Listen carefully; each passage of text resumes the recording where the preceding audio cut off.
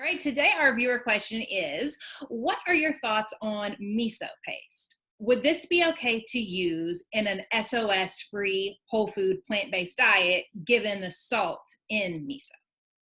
Very sophisticated question. And a short answer is it turns out it's okay. And for a recovering saltaholic like me, I'm glad to hear that. It turns out that yes, there's absolutely salt, there's sodium in miso paste. However, classic miso is made with soy.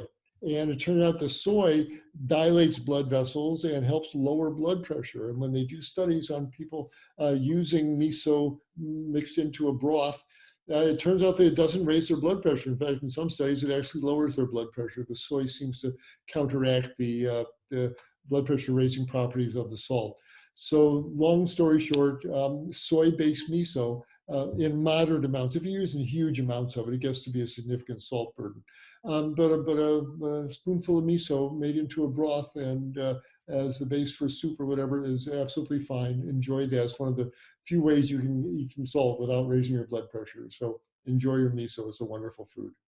Hi, everyone. Dr. Michael Klaper here, announcing our new format for our Q&A with Dr. K. Annie Hagen will be asking me one question that's been sent in by our viewers. So if you want to see if your question is getting answered, do join us for our Q&A with Dr. K right here. Hope to see you then.